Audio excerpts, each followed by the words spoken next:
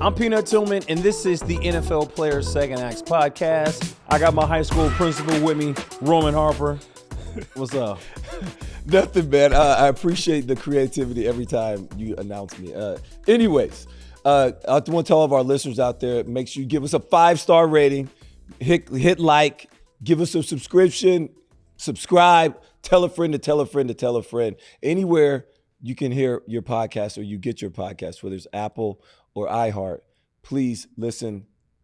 Just check us out. Yeah. Apologies for the same outfits. We've been, wearing the same clothes for the same interview. We've done this. We're at the Kansas City draft right now, so we're just going to be rolling these out for the next couple of weeks. Had a great guest on today, LeRoy Butler. I got 5 of these shirts. Okay. Anyway, we check out LeRoy Butler. Awesome interview. Give it a listen.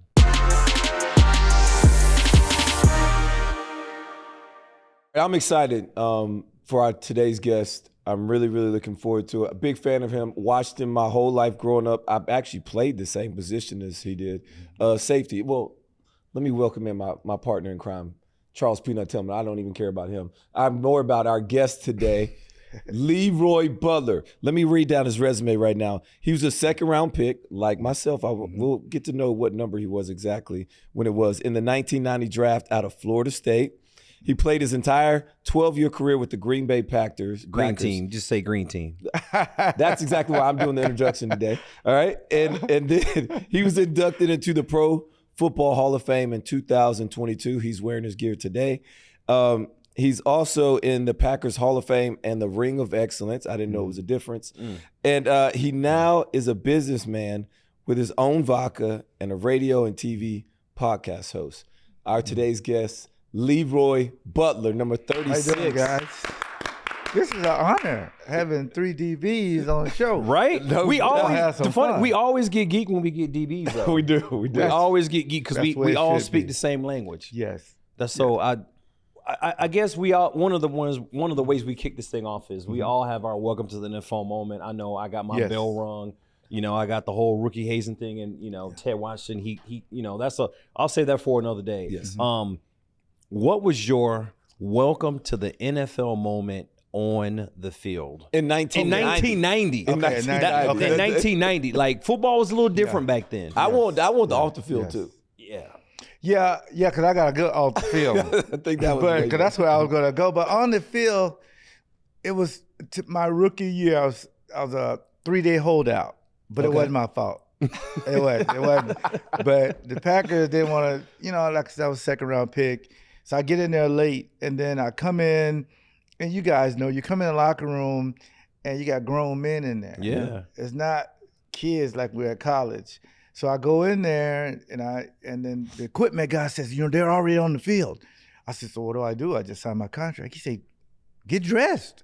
So I go to my locker. I got number 36. I put it on. I was 6 at Florida State. So I put it on. I go down there, and everything is fine, going through practice. And I think we were playing a preseason game against Cleveland, but that wasn't it. Later, somebody got hurt, and I was the backup nickelback. Okay. And they say you may have to cover Jerry Rice. I said, I ain't doing it. Nope, I ain't doing it. Montana was the quarterback. And that's when I said to God, I'm glad I got on yellow pants, because right now I'm pissing my pants. Just to go. And God is so good, and God has really protected me. I only had to cover him once, and it was a run play. And I said, man, this is the NFL. Yeah? Because that's when San Francisco was rolling. Yeah. And we weren't that good, I'll be honest, at the time. But so that's when I said And that's 1990, right? Yes. It's like I never thought it would be like this, because as a kid growing up in the inner city, in the projects like I was, that was my dream, to be on this field. Right. So I'm thinking, you'll go cover anybody. I say that all the time. I'm the man, I'll cover anybody. Not Jerry Rice. Or Taylor. I didn't want nobody on their field. Nobody. The first game I ever started was in 2003. It was the 4th game of the season, and I had to cover Jerry Rice. Oh boy, Tim Tim Brown. That was my first game. With the Raiders. They had some With the good Raiders. years. This is 2003. You talking about 1990. I'm talking about 2003. I still had to cover Jay Rice. Yeah. Now, I thought I did something good. I had like 3 PIs. because he's Jerry Rice. Because he's Jerry Rice. He got all the calls.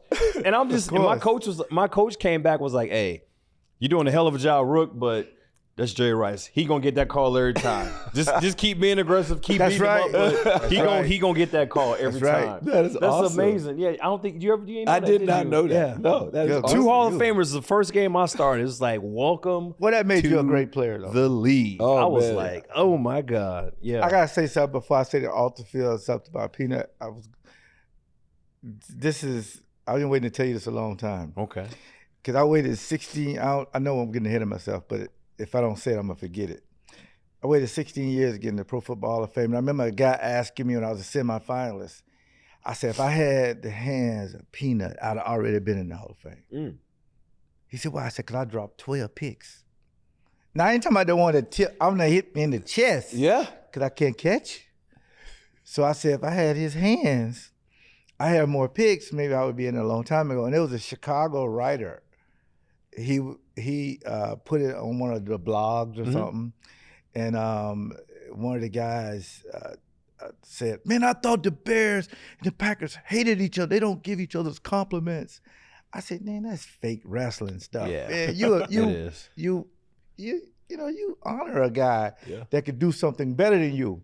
So I always wanted to tell you that. I appreciate that. Yeah. Thank you very much. But off the field, I'm gonna tell you guys, for me, this is emotional because I didn't have it wasn't a lot of money in the second round, Mm-hmm. but the first meeting starts at 9:00. Okay, so I'm thinking I can get in there 8:58. I mean, Florida State, you can come in at 9:15 and you all American. Okay, you're good. I came in there like right at 9:00, and everybody was looking. I was the last one. Oh, Everybody that's looked at me. Yeah, it's I'm bad. like, I ain't late. I'm looking like, okay. When I got down to my locker after the meeting, which was about an hour, I had a fine in there for $10,000. Ooh. This is my first fine, so I don't know how it works. I don't. I'm like reading it. I'm like, what's going on? Oh, they say you was late, and it's $1,000 a minute. I said, what? Why y'all didn't tell me that? He said, you didn't read the rookie handbook? I said, no, there isn't one. The veterans tell you. So it was like I'm thinking it's just a joke. Just a joke. Hey man, they took it right out my check. Right out your check. I said, You'll this is never real see life. it. So 1990, how much was a check in 1990? What would you say, if you can remember? And back then we had checks. You're right, Peanut. We didn't have direct deposit, Right. like some of the millennials now. No, it was a check, and they put it in your. So my first one was $270,000, and after FICA and the feds and everybody, I got like maybe 98, because they put some money up to save for you. Right. Yep. But I've been poor all my life in poverty. And I told my mom, I said, Mom, I just got the first check. It's like 90-something thousand. And she said, put it away, do things. But it really opened my eyes. Yeah. And then somebody brought me down, because I thought it was a lot. Brian Nova, our middle linebacker, he had $1 million after taxes. He said, oh, don't worry about it, Rook. You got plenty of time to make money. Yeah. But that's when it was real deal for me. Yeah. Now, we got to talk about something current and just get it out the way. Mm-hmm. The people want to know. You're a Green Bay guy. Aaron Rodgers finally being gone and traded. Let me cross my leg for them. Yeah. Yeah. I just leave it at that. What is your opinion on it? Well, I'm going to keep it 100. There we go. I hope you do. Because now this is going to be different from, I played for one team my whole life. Correct. The passion of that. So I look at it differently than other guys. I really do. But with Aaron Rodgers, it seemed like he's not happy. Yeah. Because if I was getting a 3-year, $150 million guarantee, Which is what he asked for. Yes. And the Packers gave him everything. And we allow this with every quarterback. They can do whatever they want to do, pay him the most money. Fine. But what really got under my skin was he started to really pit himself against the team, in which they gave you everything. Right. They even when they got Randall Cobb a couple of years ago, which Cobb's one, love the guy, his family. They did everything for you, checked every box. You still wasn't happy. And then, you know, going into the darkness, which I never even heard of it. He could stay in my basement for $50,000. Yeah, you had to go to Oregon. I mean, he could stay down there. I'd have brought him and sent a phone down there and some food. But I had to get the money though. Right. But he was never happy. Right. And that really bothered me. I'm like, this fan base, and Peanut knows that they're owners. We don't have an owner. That's true. Right. Yeah. You have to buy a stock certificate and you put it on your wall so you feel like you have a say in the team. And it just feel like when they drafted Jordan Love, things got a little different. Yep. I think the narcissism probably came out. They drafted Antoine Edwards from Clemson, a safety, one of my best friends. He's supposed to replace me. Darren Sharper, they drafted him. And I said to myself, I want this organization to succeed when I'm gone. I don't care who you draft. Right. That's my brother. It's a competitive thing in there, especially if I was getting that kind of money. Yeah. But it just seemed like to me that he was never happy. Right. So I wasn't surprised that, but I think, let's go back. I think they gave him the money though, guys, to say, don't waffle like Brett did. Yeah, makes sense. For the next 3 years, here's your money. Yeah. Just play. Yeah. You play for the same organization. Do you ever think about looking anywhere else? Maybe like being tired after they draft Oh, that's a Darren, great question. after they draft Antoine Edwards. That's a great Like, question. man, I need to get up out of here. Never. I had a talk with my mom. She passed away in 2016. And I remember her saying, this fan base, you could lose 4 straight. They ain't calling for your job. It's very true. You can go to the Super Bowl after 31 years. They ain't trying to replace you. They love you because they see it locally. Because I lived in Wisconsin. You can't leave that. So I took 3 pay cuts to do that. Because I said, this fan base is amazing. I mean, they understand that the other guy gets paid too. So if one of you guys got a pick 6 against the Packers, they're upset. And there may be some people, oh, this guy's a bum. But the majority of the people, hey, man, that guy made a great play. And we understand that. But for the most part, we're going to win games. So I remember the closest I got to leaving was Ron Wolf came to me. I was a transition player. Remember, I don't even know if they use that anymore. They averaged the top 10 salaries. It was a transition tag, right? Yes. Like that was When they had the franchise, we always talk about that. Yeah. What Lamar had, but congratulations to Lamar. But it was like the top 10 guys. Yeah. That means they'll match it, and you give them a first or second round, whatever. And Ron Wolf came to me. He said, you know what? We're going to franchise tag you, but we're going to sign you to a deal, a 3-year deal.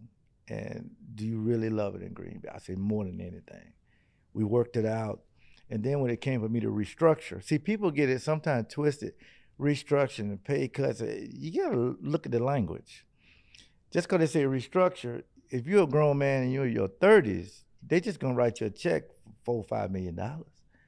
Let social media say you got a pay cut, but you got the money. You got it right now. It's right there in your bank account. I mean, and you ain't got nothing to worry about. If they release you, you can do whatever. So I did that 3 times, and I just it never dawned on me to play in another uniform. I want to see all my football cards, one team. Sometimes it's not your control. Yeah. The team just release you or trade you. But if in my control, like Aaron had a chance to do that, there was nothing in me would have said, I want to do exactly like Brett Favre did. Waffle and go to the Jets. I just wouldn't have done it. I think it's rare that nowadays a player will play for the same team. I, like yourself, wanted to remain in Chicago my entire career. Yes. In years 11 and 12 were so terrible, like it made football not fun for those 2 years I was there. And I've been talking to other players who tried to get me to go elsewhere, but to be honest with you and be vulnerable, I was scared. Yeah. I was scared because I had been in Chicago for so long, and other players of other teams? yeah, because they really? knew I had signed a year deal. So Thomas Davis, Yes. the linebacker for Carolina, Yes. we would talk, and he was like, I would always see him at Super Bowl. We'd be at this Man of the Year stuff, and he's like, man, you going to come to Carolina, man, going to come to Charlotte, it's nice. Nice. And I was always like, nah, I'm a Chicago guy, And then I finally had to get uncomfortable. And I preach this to my kids all the time, get comfortable being uncomfortable. Yeah. I had to take my own advice, and I was very uncomfortable going to Carolina, making that choice. Like, I was scared, and it was like, man, because I know Chicago, they just like Green Bay, they take care of you. It's like living on scholarship as an adult. Yes. They love you. They love their teams. And I didn't want to leave that. I really was scared. So now that you are in the Hall of Fame and you play for one of the greatest, greatest teams in the NFL. Yes, it is. How has life been in Wisconsin for you, even after making the Hall of Fame? Well, I say this. I think it's confusing to people because they think when you're in the Hall of Fame, they won't see you. Like, if you're in LA, if you're in New York, the big cities. I live in Oak Creek, Wisconsin, which is, I say South Milwaukee because you'll Google it and Siri say, I have no idea where that is. Alexa don't know where it is. But they see me at the grocery store. They see me taking my son to school every day. And they're like, we thought for sure you would move. I say, I am who I am. That's why it was important for me to see kids, because I grew up in the inner city, and Milwaukee is that type of, on the north side. When I speak to schools about anti-bullying, and I have a mental health summit that's coming up in October, and I'm trying to develop to where kids can get mental health on their phone, like a FaceTime. You can talk to a therapist and just say, I have some issues. And hearing Peanut saying on this podcast, he was scared of something. Yeah. Probably saved somebody's life. Because as men, you think, I ain't scared of nothing. No, it's not true. It's a lot I'm scared of, but are you man enough to admit it? That's the respect. That's why it gives me a huge platform, but it also gives me a bigger platform to get my message out, because I'm working on a documentary about my life story. Growing up in the projects, single family home, had braces on my legs like Forrest Gump. My mom getting a divorce from my dad in Jacksonville, Florida. No air conditioning, no stove, had hot plates, and to get drafted by the Packers. So when people see me, I always I want to be normal. Because I'm gonna be honest because y'all my brothers. When I first made it, the guys who make it first ballot, they're not really excited like me. We had to wait 16 years. They expect it. Yeah, it's coming, and they don't really come around to events. And some of them don't really like to see me make it, because it thinks it waters down what they did. Yes. Right. Yes. But when you're in a gold jacket, you're all goats. Nobody's of anybody. Yeah. Right. And I would wish they would say, you know what, this is my brother. Because there's only like 371 guys in the Hall of Fame. Super small. Yeah. And it's like, you said they're letting everybody in? It's almost like if you went to a family reunion and everybody's name's on the shirt, and you see a family's name on the shirt and they didn't contribute. Like, wait a minute, the shirt's only $5. You didn't buy your shirt, your name's on it, and you're complaining. Right. So it just, because people like Peanut, it shouldn't be an issue whether or not he's in or not. It shouldn't be an issue. So he's going to feel like, man, this is great, but it's going to be a DB who was in there. I say, man, I don't think he really did. And that's wrong. It ain't up to you. It ain't up to you. It's not up to you. It's up to people who vote. whether you like it or not. Mm-hmm. And I just think that somebody like Zach Thomas, this guy's That was like huge. Huge. five- I loved 10. his reaction. I mean, it was It's beautiful. emotional. Like This it's is great. emotional. Yeah, it's just like getting drafted again. Like it breaks you down. Exactly. It breaks you down, and it's such a like. I made it. To me, Yes. it's the same thing as about getting drafted. When they call out and the 43rd pick or whatever, the New Orleans Saints takes Roman Harper, and for that moment, you just like, hell yeah, this is it. And then you get to experience that again when you see the big guy, you know, the Hall of Fame dude, the big big dude. Yeah, I know. When he come knocking on your door. Yeah. And I think I love how they do it now, and I'm glad they don't make people wait in the hotel room. Well, Jim Porter's the new. I'm glad you brought that up. It's a great transition. Jim Porter's the new president. Mm-hmm. Now he's doing it different than Mr. Baker. Like Peanut said, they would put you in a room. Now you think I have anxiety? I get a therapy once a week for the last 20 years, and some of it's free though. It's all good. It's a trade. But at least I go. But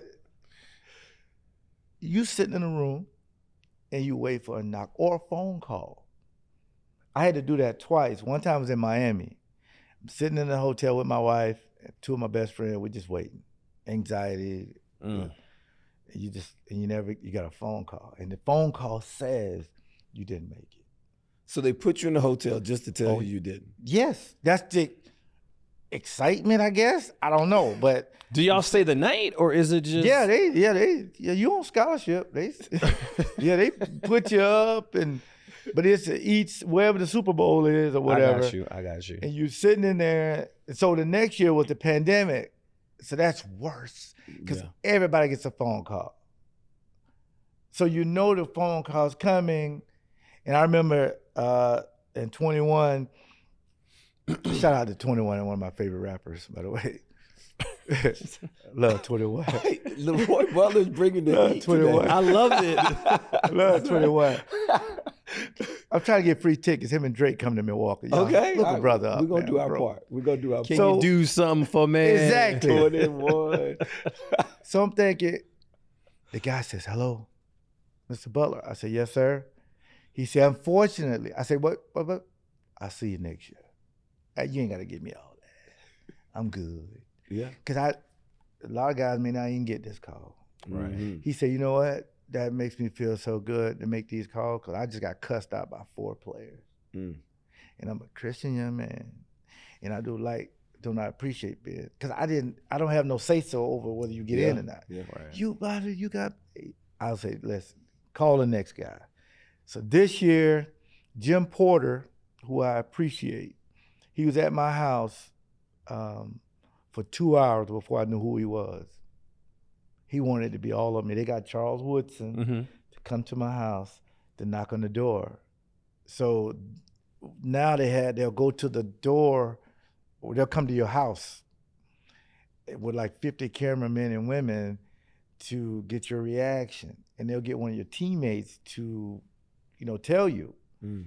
And they'll call your wife and your family. And so every year they've been switching it up the last 2 years, but so if you're at your home, your anxiety is coming down. Yeah. Naturally. And you say, I like okay, I that. didn't make it if I got a phone call, but at least I'm home. I didn't travel somewhere. Yeah. And so it was pretty cool. I mean, I don't think I knew the whole complete process, especially emotionally. Yeah. When they take you somewhere, Oh boy. they put you up, so naturally you're feeling good, but now you're behind this closed door and you don't know. And it kind of, like you're saying, it puts you through this trauma almost of, man, and you're doing this for however many years. You already been waiting 16. And I'd never heard anybody say, I've been waiting 16 years. This was amazing. Yeah. Most people don't wait for 16 years and feel amazing about the end result.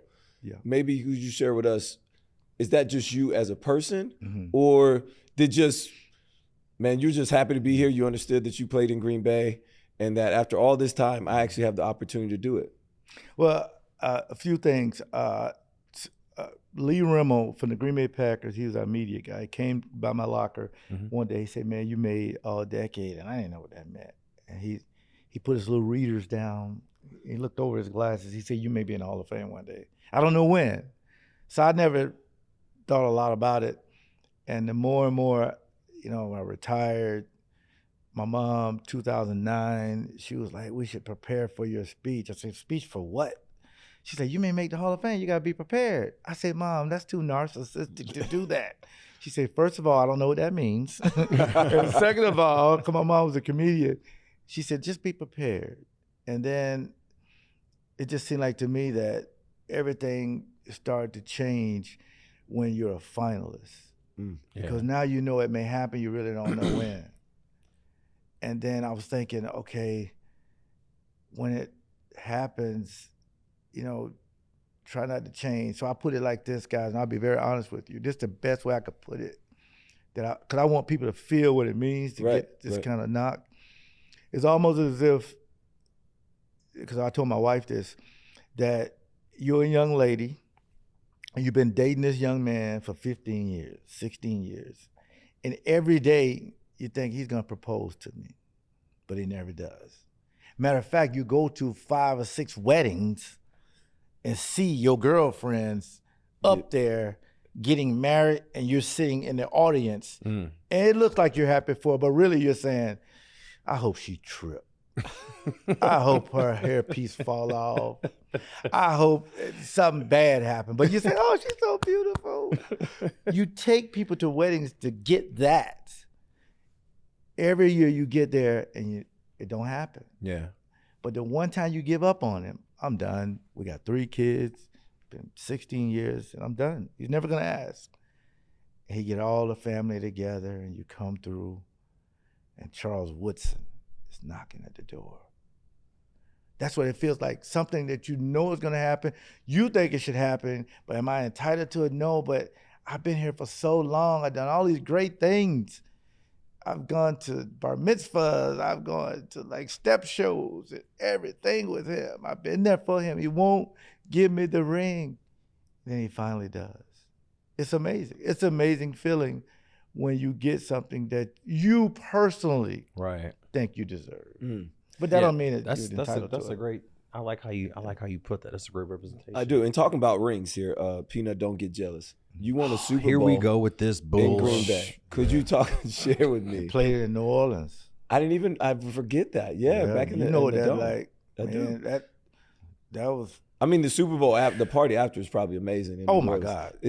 So, share with me what it was like to bring a championship back to the great fans in Green Bay, and how special it is. I mean, you're one of their guys. You're in the Ring of Honor and all those other things. It's not the Ring of Honor. Well, he's in the Ring of Honor, but he's also. Is it the Ring of Excellence? Semantics, really. He's also a part of that one as well. It says excellence, though, not honor. I like this. The Ring of Don't disrespect it. No, keep going. I like this. You can't disrespect it. I like it. You're correct. Both of y'all correct. Okay. Both of y'all correct.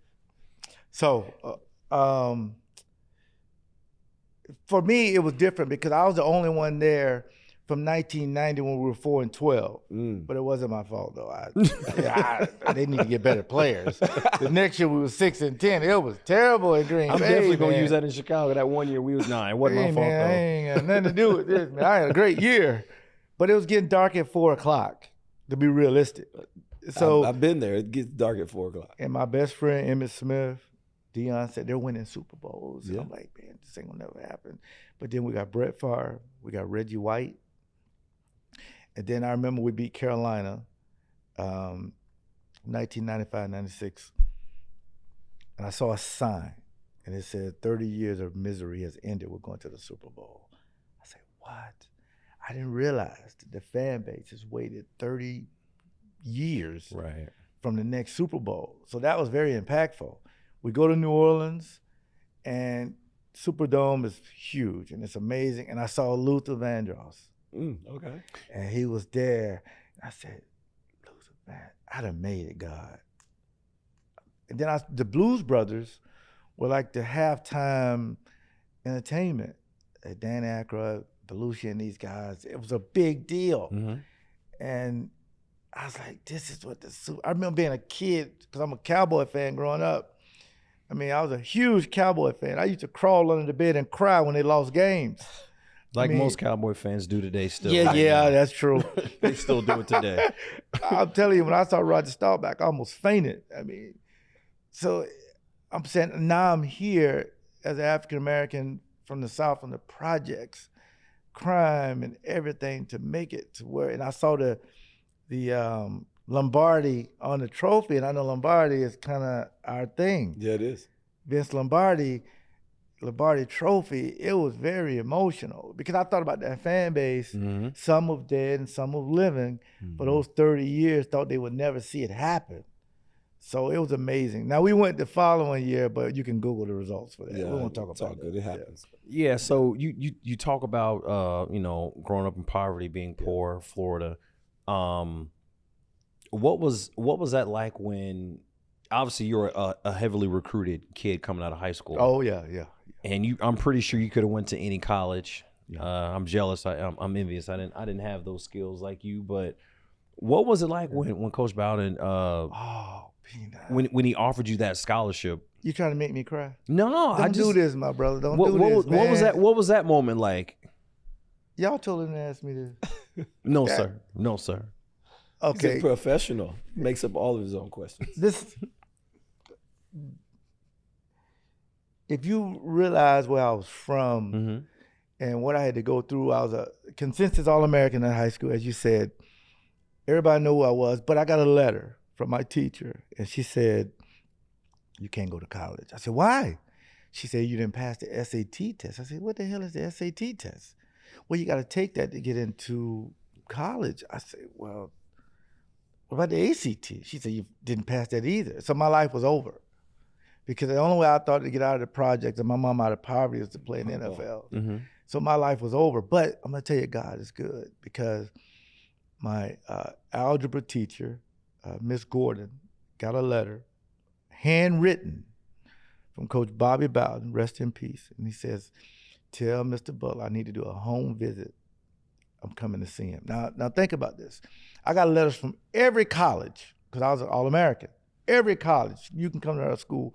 But when they found out I was a Prop 48, that I didn't pass the SAT, they all never wrote back. It was nothing. I got no letters. But Florida State pressed on. And then I said to myself, wait a minute.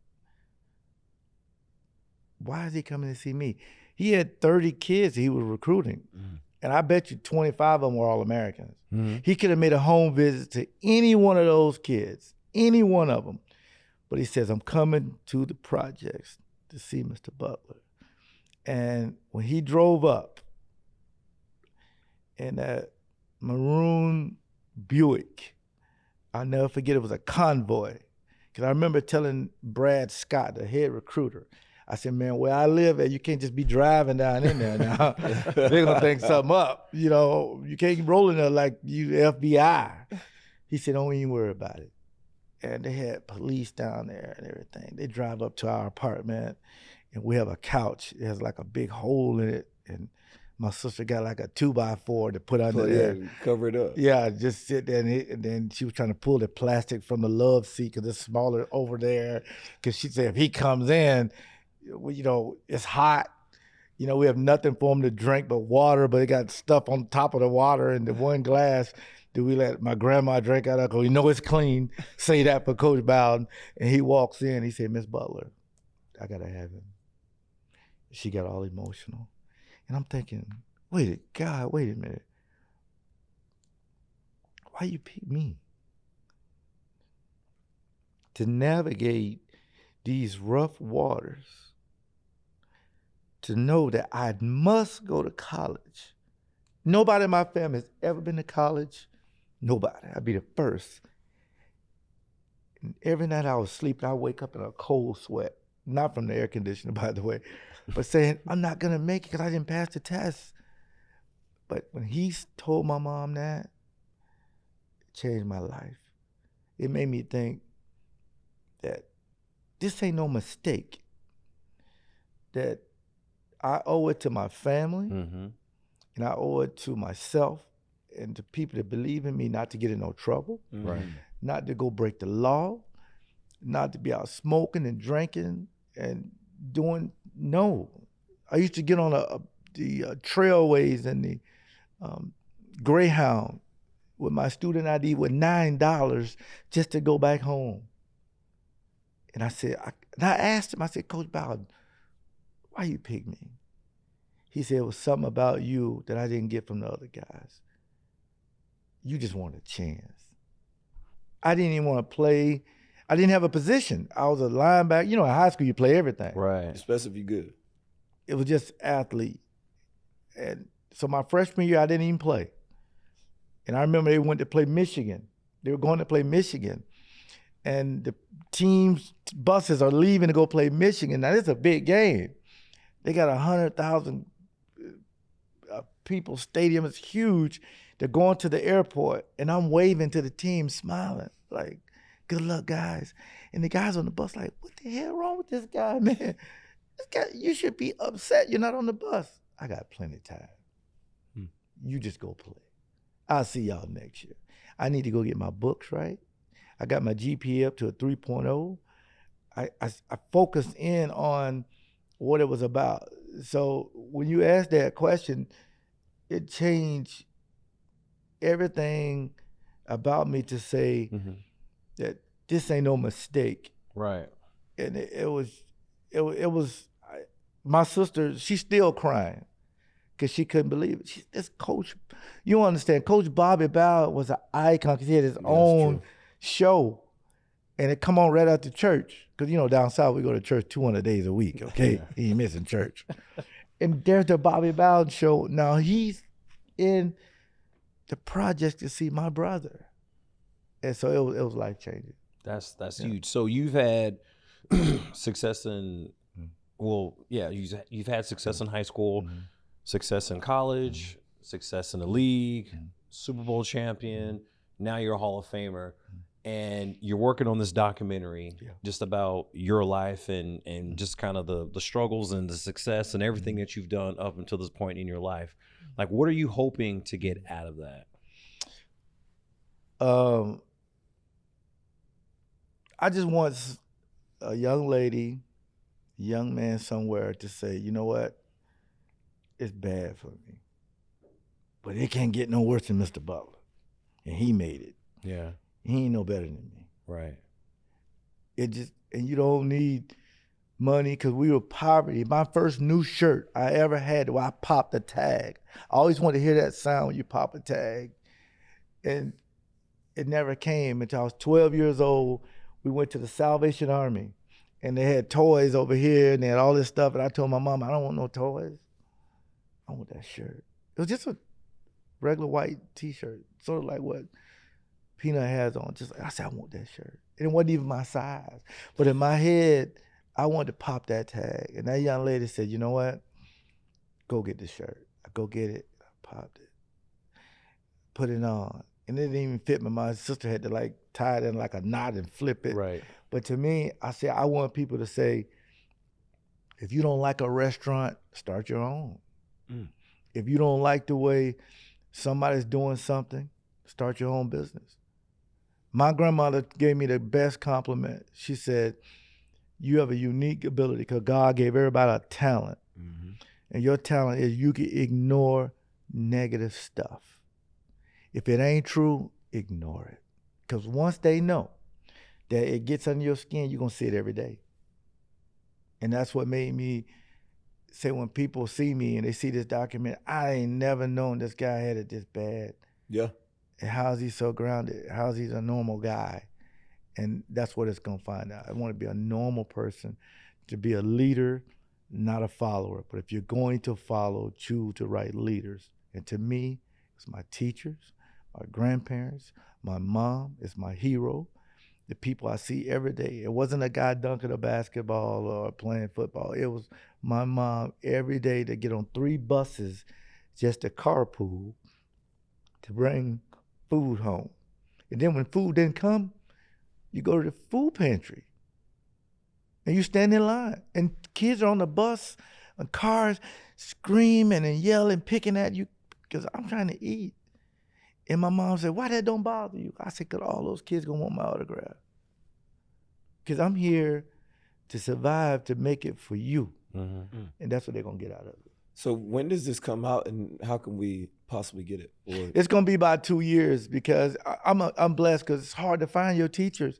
I'm 54 years old, and I found 2 of my teachers, Miss Gordon, who's in my Hall of Fame speech, and Mr. Gracie, my 9th grade basketball coach, who helped me shoot free throws. He said, they're gonna foul you, so you gotta shoot free throws. When everybody was gone, I say, oh, I'm about to miss the bus. Yeah, I'll take you. People don't know coaches do this. Yeah.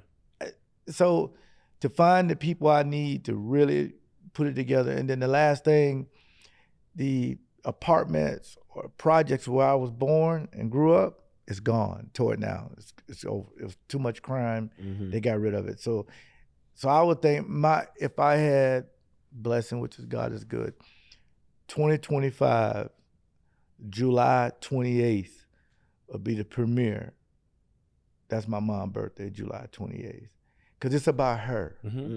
Because she's passed on, but she's still orchestrating my life. And it seems like one of the best compliments I got from the filmmaker, Patrick Creaton. He said when you meet LeRoy Butler, it's like his mom standing right behind him. Now think about that. Yeah. Wherever you at, your mom standing behind you, gonna act a certain way. Even if you're shooting dice, you at the casino, okay, mom, can't do this, can't do it. Don't matter. That was an ultimate compliment. You know, LeRoy, it seems like when I hear you talk, how much other people in your life have influenced you. Yes. And it just, could you maybe talk about that and how you've passed that down to your own children and like how you're trying to influence them, not only them, but everybody else in your life? You talked about teachers, you talked about parenting, you talked about coaches. Everybody else has really helped influence LeRoy Butler. How are you taking that and moving it forward in your life today? That's another great question because I don't think people realize I got my first book. They have what you call the bookmobile. It's like you go in there and buy books. I couldn't afford it, so Officer Friendly, that was the resource officer at the school. His name's Officer Friendly. We used to call him Officer Friendly, but his name was Officer Brown. That's pretty dope, right? That is pretty outstanding. Yeah, it was Officer Friendly, but his name was Officer Brown. So we used to call all the resource officer Officer Friendly. Okay.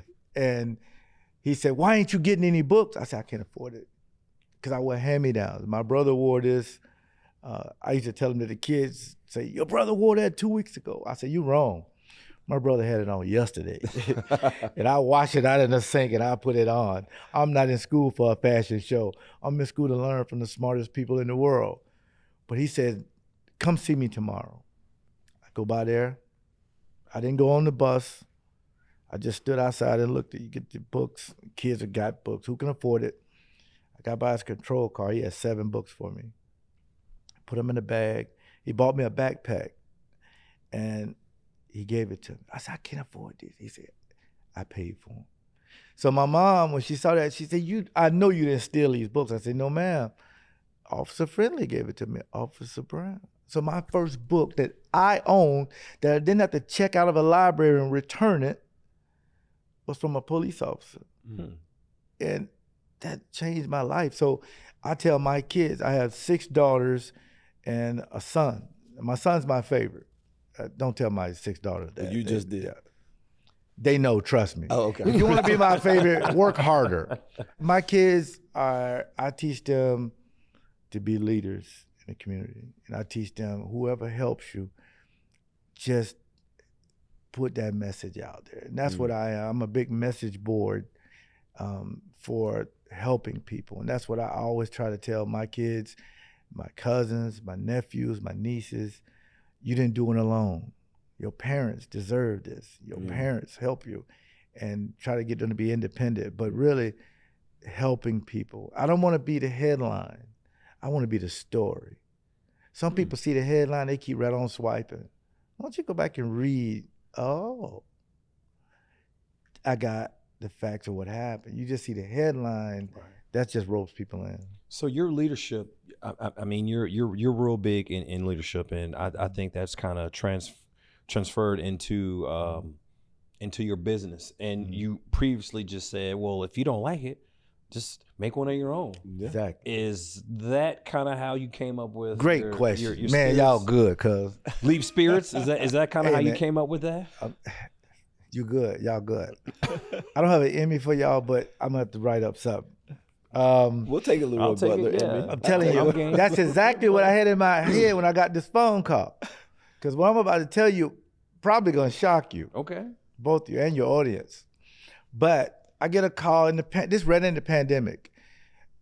Chad Greenway, Yeah. that played for Minnesota. Went See, people went think to Iowa as well. exactly, and we just got The Van Ness linebacker? from Yeah. Iowa. too. Yeah. linebacker. Yeah. Yep. Shout out to Van Ness. We just got him from Iowa, Florida, at the Packers. Yep. So I get a phone call, and Chad said, "LeRoy, what's up, man?" I said, "Nothing, man. What's going on, Chad?" He said, "Man, I got a business opportunity." I get a lot of those phone calls, but sometimes they don't never go nowhere. And he was like, "Man, we want to."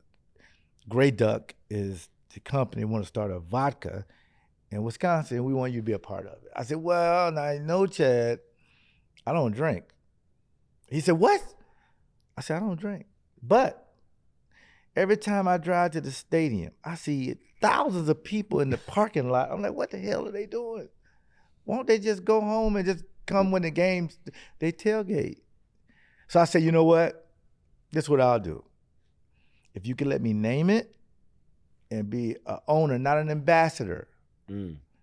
Because shout out to 50 Cent, because 50 Cent got a lot of vodka. He don't drink none of it. That's true. It's for y'all. I didn't even know he didn't drink Right. until I Exactly. saw a recent interview. Had It's no about idea. your portfolio. He got Okay. a big one. It's Portfolio. He killing Preach. it right now. preach. So I said, well, you know what? So they made a presentation. We were in, if I can call it Elite Vodka, which was amazing. And then it was perfect too, could just everything was coming on the upswing of getting in the Hall of Fame. And then I said, and you know this, we're also known for brats in the state Oh, of yeah. Wisconsin. Very true. Not sausages. Brats. Air quotes. Cheese curds. Yes, that's our thing. So I started my own brat as well. And because I'm a culinary guy, because I do all the cooking in the house 7 days a week. I tell my wife, I'm going to cook, I'm going to clean, I'm going to pay the bills, I'm going to do everything. You just keep them damn kids away from me, okay? That's your job. Except for my son. He's 12 years old. That's my dog. Your favorite. So the business side of that, you have to do that. Because when you're sleeping, you got to make money. And that's what my mom taught me. She said, you don't need to be the richest guy in the world. You just want to be enough to where you can pay your bills and have enough for the phone calls I know both of y'all get. Can you cash out me $200? Can you Zelle me? Zelle, what the hell is that? Can you Venmo me? These are your kids, your family members, and they don't expect you to say no. So you got to have money for that, and you also have to have money for the one thing I'll say about Andrew Brandt from the Packers. Me and him had a conversation. This is my last big deal. Mm-hmm. I said, Andrew, I want to be rich when I'm old, not when I'm young. He said, huh? I said, think about it. You get your Social Security and you're 65 or whatever, and you can live out your great days. When you're young, throwing money up, got Bentleys and all that, and then when you're in your 50s and 60s, you broke. I don't want that. I want to have a 750 to 800 credit score. I want to have money in the bank when I start to hit 60 years old. So that's why I do business opportunities like that. So when I hit that age, man, we trying to get LeRoy on the podcast. Man, this man golfing in Bermuda. Ain't that a triangle? No, he's golfing there by himself with these rich folks. He got a yacht and all this. I mean, that's what I want when I'm older. And I tell young men that now. You want to be rich when you hit 60. You can get your pension if you want to. You can get all that, but save that money. Save it. I mean, if you want to really floss on them, go to Claire's and get you some fake jewelry. They're not going to know.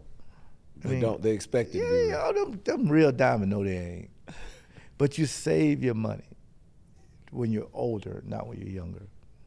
All right, yeah. So we're gonna pivot. We're gonna hit you with some quick hitters real quick. Okay. I think I know the answer to this. I better take a drink on this. Oh yeah. Okay. Okay, because you What- know the answer to this one? I think I know what it is. Okay. But what do you think your greatest sports accomplishment is? Oh, My greatest sports accomplishment. Watch him say like high school basketball. I should say that now, Roman. Now that I say that, I was 5th grade PE when I beat so-and-so in the 100-meter dash. Normally how it I was goes. all conference at basketball.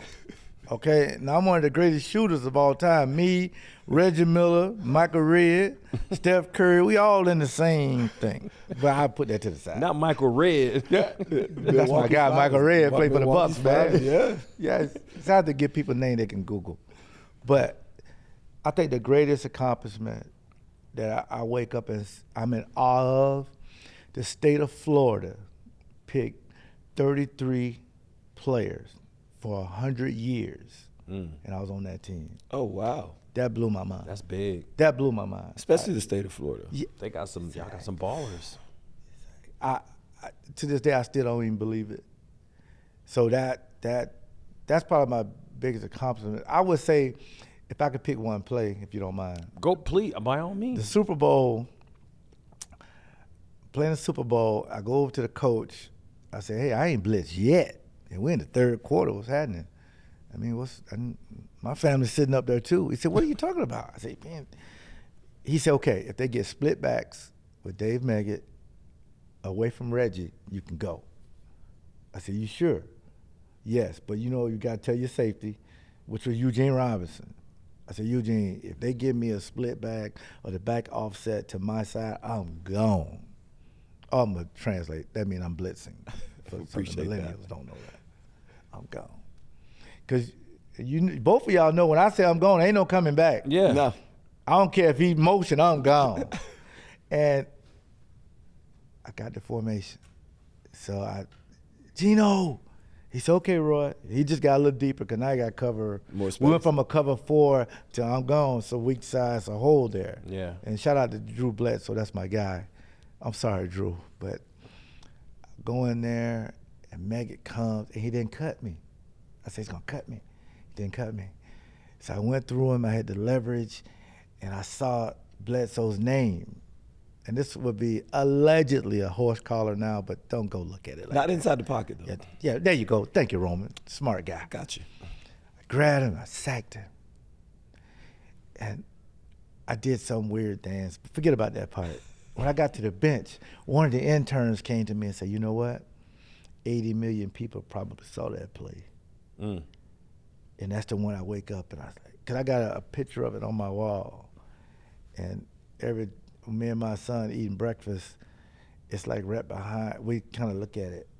What you can do when you study and when you know how it is that formation, he can run a slant, I'm gone. Ready for the moment. He used to do it all the time. And you know how when you squat, and there it is. Only safeties can know that. Yeah. What it was that play that was It's awesome. the preparation.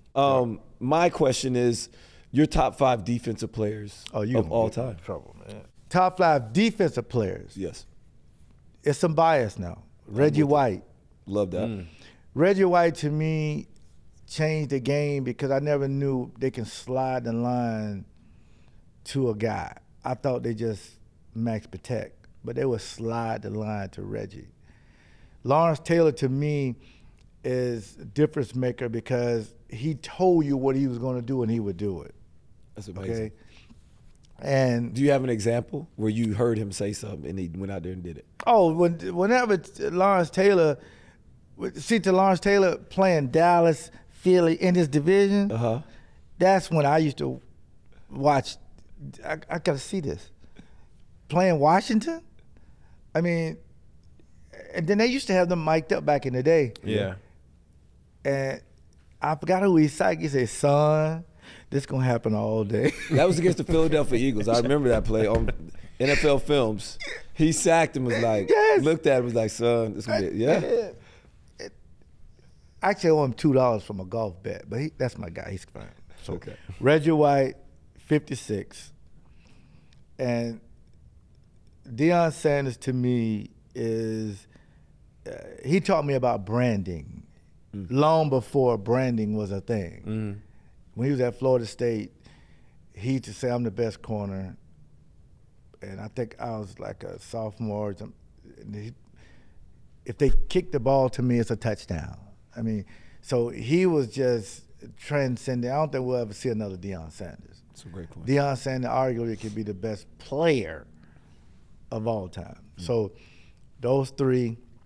And then this next guy, I get emotional saying them because he can be arguably the best. Ronnie Lott. There's not another safety to me that made a difference than Ronnie Lott. And to boot, he's a nice guy. He is. But he played so mean. He used to run through people. Yes. Never Tecmo dropped a pick. I said, let me see your fingers. He said, why? He said, let me see. Because one of them I heard he cut his finger off. He did. I seen it. Yeah, and I'm like, let me see. Come on. And he was, that guy was amazing, man. Ronnie Lott. And this other guy, the reason why I think he should be he's in my top 5. I mean, you're going to forget a lot of people, but Darryl Green is so fast. Because people his size ain't supposed to do that. Great point. I tell people all the time, it ain't about size and height and weight. It's if you can play. And 28 to me was amazing. And so yeah, that's my 5. I love that top 5. I like it too. Hey man, that's an amazing answer, dope answer. I love it. Thank you for coming on the show. We appreciate you. Man, it's a pleasure. This man. is it's a pleasure. You blessed us. Truly, you did. LeRoy, you have not disappointed. You my brought first that time fire. getting Man, I to meet you. appreciate First it. of all, Thank you and so we much. just got to keep it 100. Yeah. This is the first time 21 Savage has been referenced on this podcast. Yeah. We also had a Drake drop. Yes. And I've never heard anybody compliment Michael Jordan's bald head like you have. So thank Hey you. man, that ball, yeah. But GOAT James is the greatest of all time. That's right.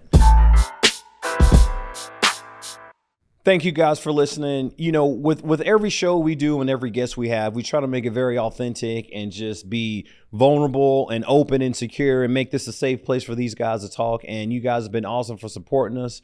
We can't thank you enough. We are here to educate and entertain.